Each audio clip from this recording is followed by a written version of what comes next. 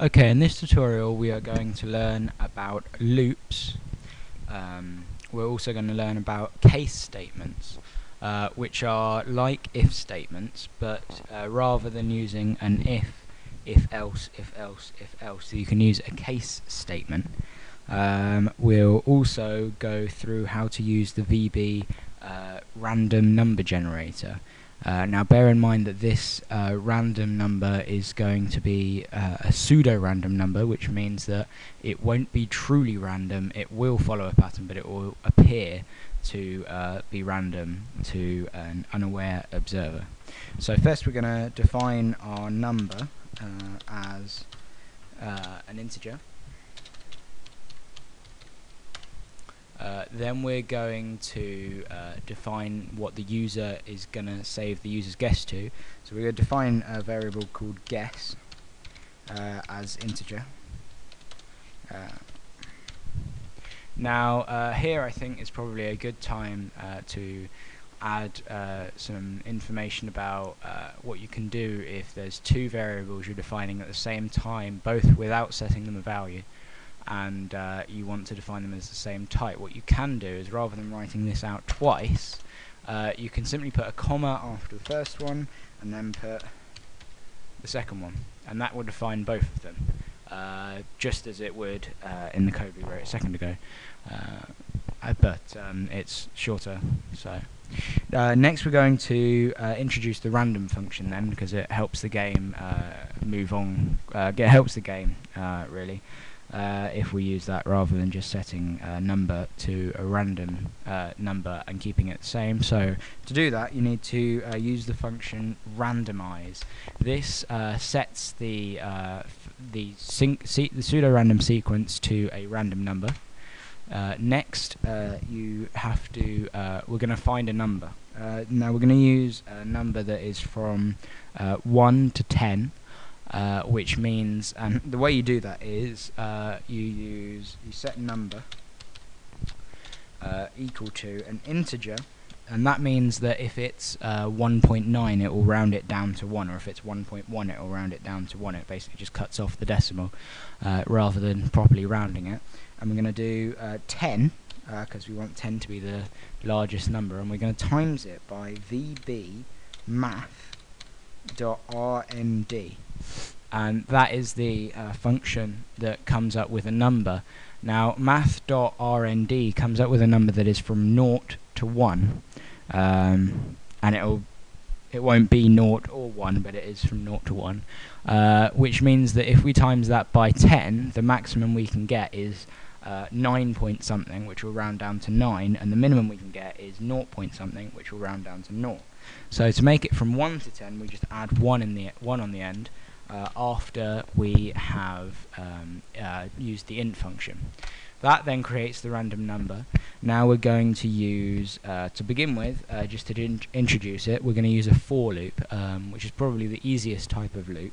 And we're going to do for I, and that's the variable that's going to count us through the loop, equals 1 to 3. Now we could have it just like that, and what that would do is loop through the code between the for and the next 3 times. Now if you want I and you're going to use it in the code, then you might want I to jump up 2 each time, in which case you type step 2, or if you want it to count down, type step -1.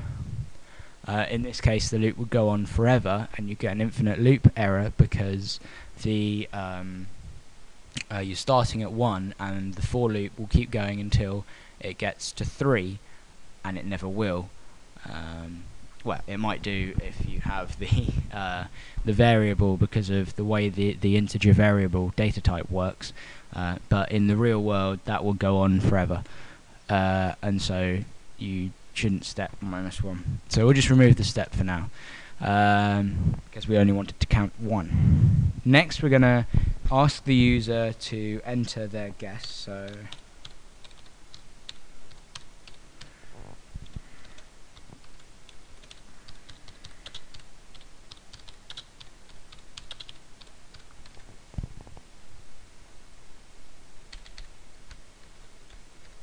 and then we're going to save what they type in to the variable guess as such.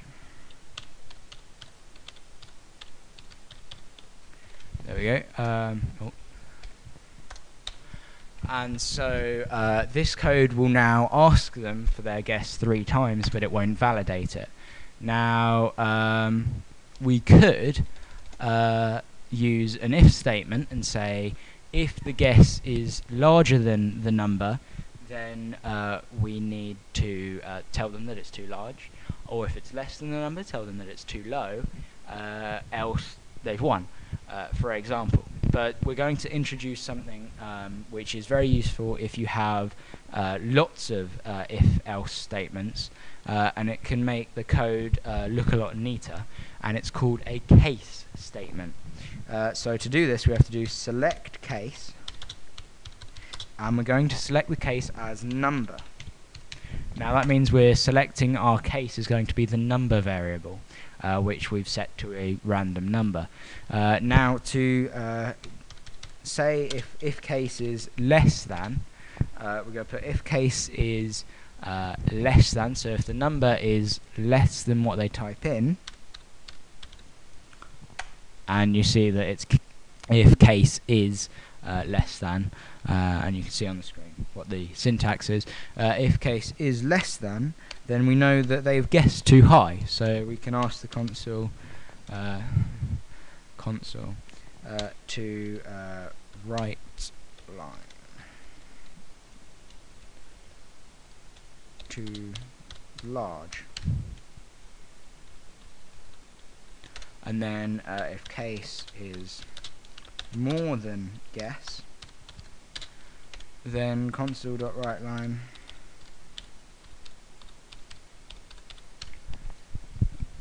too small.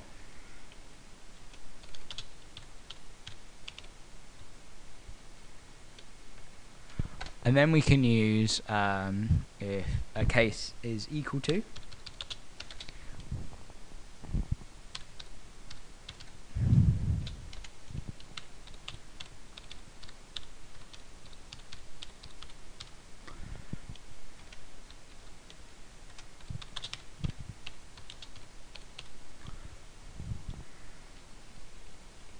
you have won. And then we can also use a case else statement, which means that if it hasn't gone to any of the ones beforehand, it will go to this one, and as you can see, this one it can't actually get to because the number has to be either larger, smaller, or equal to the other number. So we're going to put console.writeLine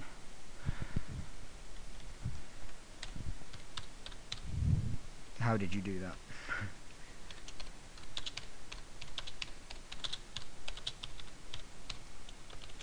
Because they can't have got the program to get to there. Next, we've got the next statement, and then we're going to we won't hold the window open just yet. So, as you see, it says, please enter your guess. So let's guess at 4, see what happens. And as you can see, it goes through and ends the program because it hasn't